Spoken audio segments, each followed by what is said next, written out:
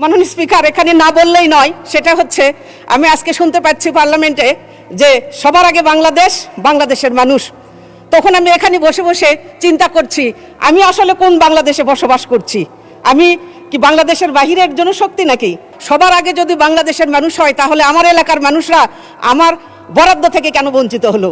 26-27 অর্থ বছরের মোট 9,38,000 কোটি টাকা বাজেটের যে প্রক্ষালন করা হয়েছে, এটা জিডিপির 13.7%। বিগত যে কোনো সময়ের সময় এটা তুলনায় টাকার পরিমাণের দিক থেকে অনেক বেশি। কিন্তু এখানে যে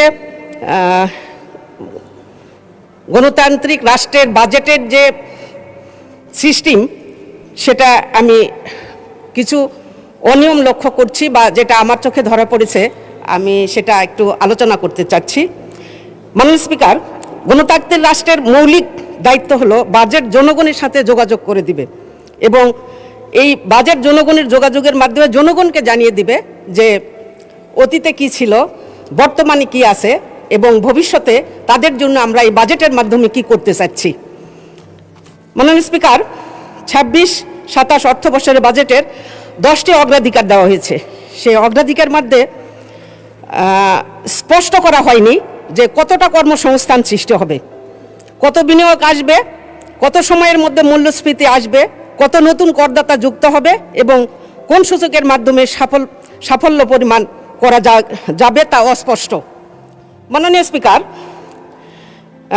বাজেটের মূল উদ্দেশ্য হচ্ছে জনগণকে বোঝানো বা স্পষ্ট করা যে তাদের করের টাকা কে খরচ করছে, কেন খরচ করছে, কারা খরচ করছে, কিভাবে করছে, এবং এর বিনিময়ে তারা কি পাবেন, জনগণ কি পাবেন, এটা স্পষ্ট করা দরকার।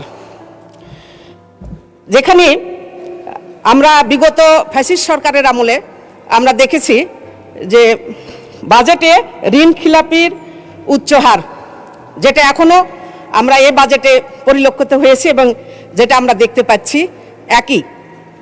2 নম্বর, ব্যাংকিং খাতে আস্থার সংকট তৈরি। মাননীয় স্পিকার, যেটা এখন না বললেই নয় যে আসলে বাংলাদেশে এই ব্যাংকিং খাত অস্থিরতা শুরু হয়েছে, কেন জানি সেটা আর শেষই হতে চাচ্ছে না, বরং আরও নতুন করে উত্তর আরও বৃদ্ধি পাচ্ছে, যেখানে জনগণ বা গ্রাহকরা তাদের টাকা নিয়ে শঙ্কিত আছে। এরকম চলতে থাকলে কোনো এক সময় হয়তো বা জনগণ তাদের টাকা ব্যাংকে রাখতে আর উৎসাহিত হবে না বা রাখতে চাইবে না। দুর্নীতি নিয়ন্ত্রণের দুর্বলতা। মাননীয় স্পিকার, ফ্যাসিস্ট সরকারের সময় থেকে শুরু করে যাবৎ পর্যন্ত যে দুর্নীতি শুরু হয়েছে, তারপর থেকে এখনো পর্যন্ত যে দুর্নীতি চলছে, সেই দুর্নীতি নিয়ন্ত্রণ করার জন্য কোনো নিয়ম নীতি কিংবা কোনো আগ্রহ আমরা বর্তমান সরকারের সময় আমরা দেখতে পাচ্ছি না। এরপরে উন্নয়ন পরিকল্পনা বাস্তবায়নে অদক্ষতা। মাননীয় স্পিকার, এখানে না বললেই নয়, সেটা হচ্ছে আমি আজকে শুনতে পাচ্ছি পার্লামেন্টে যে সবার আগে বাংলাদেশ, বাংলাদেশের মানুষ। তখন আমি এখানে বসে বসে চিন্তা করছি, আমি আসলে কোন বাংলাদেশে বসবাস করছি? আমি কি বাংলাদেশের বাহিরের জনশক্তি নাকি? তার কারণ আমি বাংলাদেশের সংসদ সদস্য হওয়ার পরে সবার আগে যদি বাংলাদেশের মানুষ হয়, তাহলে আমার এলাকার মানুষরা আমার বরাদ্দ থেকে কেন বঞ্চিত হলো? তাহলে আমি কোন বাংলাদেশের মানুষ? মাননীয় স্পিকার, আমাকে বঞ্চিত করা অর্থ হচ্ছে আমার যে জনগণ আমার উপর আস্থা রেখে আমাকে পার্লামেন্টে আসার জন্য সুযোগ করে দিয়েছে, তাদেরকে বঞ্চিত করা।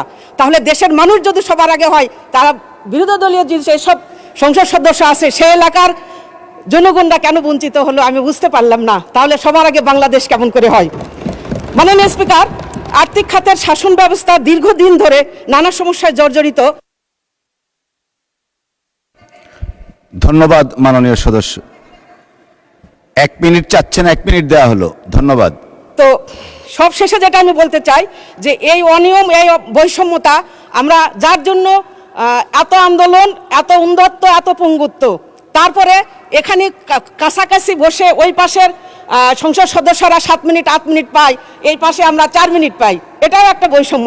সম্মানিত মাননীয় স্পিকার, বাজেটের মূল লক্ষ্য হওয়া দরকার যে আয় বৈষম্য কমানো এবং সামষ্টিক অর্থনৈতিক স্থিতিশীলতা ফিরে আনা। কেবল জিডিপি বৃদ্ধির দিকে না তাকিয়ে জিডিপির সুফল সাধারণ মানুষের কাছে পকেট পর্যন্ত এবং প্লেট পর্যন্ত পৌঁছায়। সেই রূপরেখা থাকা জরুরি। প্রান্তিক জনগণ চায় পেট ভরে ভাত, চোখ ভরে ঘুম। তারই জন্য আমাদের বাজেট হওয়া উচিত।